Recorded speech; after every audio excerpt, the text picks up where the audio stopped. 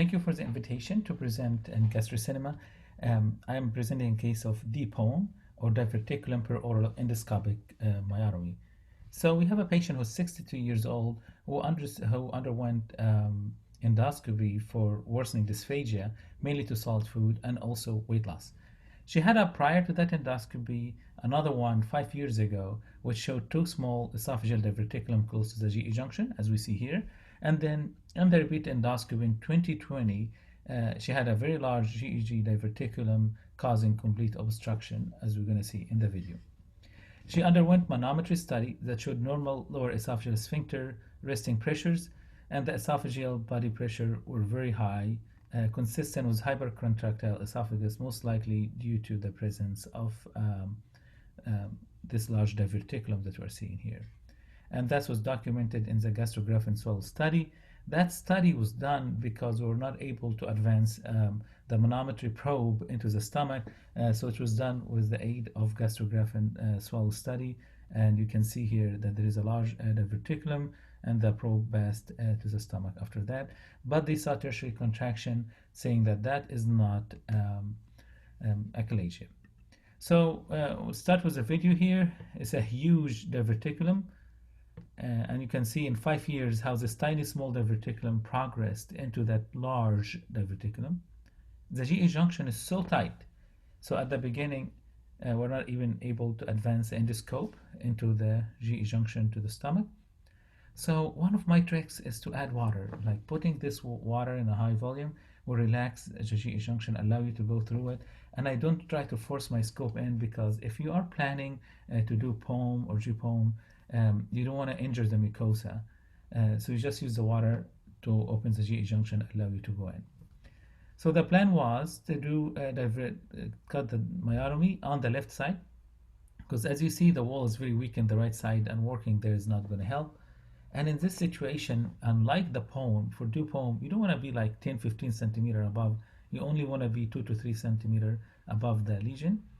And we started here initially with the initial bucket to enter into the submucosa. And right now we're doing the tunneling, and we're carefully using endocut and spray coag to tunnel till we encounter the diverticulum. Once we encounter the diverticulum, it will be different than a standard POEM. That, as you can see in that part here, the muscle layer has two sides, so you will have to dissect in both sides. The side towards the adventitia, as you can see, and also you'll continue dissecting within the submucosa of the esophagus. And recognizing that anatomical variation is very important, because if you continue in this one side here, outside the lumen, you may end up just tunneling into the adventitia. So we're carefully dissecting the diverticulum, exposing the muscle layer of the diverticulum, while knowing that this is not my right lumen here. I'm just doing that to expose the muscle and to know exactly how deep I'm going to cut. So now, once we expose the muscle on that side, I'm going to continue to dissect in the submucosal side, focusing on reaching the GE junction. And I know it's a little bit hard to follow here because of the diverticulum change the anatomy, but the way to imagine it, that you have this bar of the diverticulum, to the left side of it will be outside the lumen or the adventitia, to the right side to it will be the submucosa, and you'll continue into the submucosa till you get to the tight GE junction, as we can see here. And we can see they have now two diverticulum, one up there and one down there, and that's similar to the initial one we saw in the EGD in 2015, that there was two diverticulum there. And we finished, exposed both of them, and now we are dissecting beyond the GE junction. And since the GE junction was tight, in addition to do the DPOEM, we also plan to continue the myotomy to the stomach, because that will facilitate the procedure and prevent the formation of other diverticulum. You can see here, dissecting this area is not easy. It is very tight, very fibrotic, but once we pass the diverticulum to the GE junction, it is nicely opening up, but the space is still tight. And we would know that we reach the stomach once that space start to enlarge. And you can see that gradually that space is getting wider, and when you inject you'll find it have the color, the bluish color, indicating that we are beyond the GE junction. And you'll find this corkscrew or blood vessel, coma-shaped blood vessels, and they start to bleed more, as we see here. So now we know that we are in the stomach side, and we'll continue dissecting for a good 1 to 2 centimeter in the stomach side, as we can see here. And the end result, you can confirm it by doing an inspection beyond the GE junction on retroflexion, and you can see that we reach to the other side with the dye. So now we exposed the true diverticulum and we exposed the GE junction. And although the resting pressure is normal in manometry, we know that the diverticulum causes narrowing at the GE junction level, and dissecting the GE junction will help prevent formation of the diverticulum again. So now we are performing the myotomy from the adventitial side to the mucosal side, and you have to be careful with the movement. The moment I'm almost reaching the wall, I'm not using cautery, so I'm trying to stop just before the wall or remove my paddle from the cut current, because if you cut to the other side, you're cutting to the mucosa. So you may see that although my probe is going to the other side, I'm not cutting at that, and you cannot see any injury on the other side so far. Now we are dissecting the first diverticulum, and you can see it is opened right now.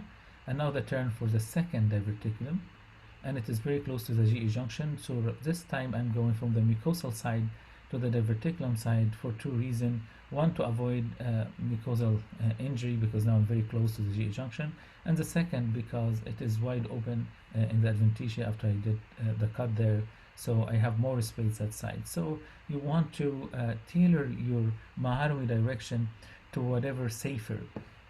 Once we cut the diverticulum, now we are going beyond the GE junction into the stomach and trying to dissect in the stomach up to 1 to 2 centimeter. You have to be careful in this area. It's where the aorta is running outside around 7 or 8 o'clock. So you have to be careful when we are dissecting in this part. So once we finish the initial myotomy, we do like careful inspection. There's always a small tiny fibers that they don't look like muscle and they are adventitia, but they are carrying blood vessels, and these blood vessels actually they're holding the area tight. And I learned from doing myotomies for the achalasia that it is sometimes all what it takes is to dissect these 2 to 3 fibers to get a better control and to allow the lumen to dilate. So you can see here, after we dissect, there's a small amount of fiber in the adventitia, and we are going for a full thickness resection, slightly aggressive because this patient, as you can see, had very tight GE junction, and diverticulum were very large. So I'm trying to cut any trace of the diverticulum, and I'm going all the way down into the stomach wall. And you can see here we achieved full thickness resection. After the procedure, now trying to go through the GE junction, and you see that's much easier and wide open. You can use end of lab too, but I'm not sure with the diverticulum if the end of lab will be that accurate. But that's another inspection of the area again. And of course, after the procedure, it will still be swollen from all the liquid there, but we can see that there's no resistance and the endoscope passing easily through it. After that, we'll perform closure of the site of the incision, and I prefer using very short clips to avoid rubbing against the other side of the mucosa, and also it allows you to see carefully the space between the two clips. The patient did very well post-procedure, and she had no post-procedure complication. You can see here's a gastrograph and swallow study, and you can see our clips. Here's where the diverticulum, and you can see how everything quickly went through the stomach. It's a little bit in the diverticulum, but mostly it went right away through the stomach with no problem. 2 months later, she had a follow-up appointment with me. She had 10-pound weight gain. She had resolution of the dysphagia completely. 1 year appointment, or maybe it's around 6 months appointment after the 2 month so almost 1 year, and she's still symptomatic free. And thank you so much.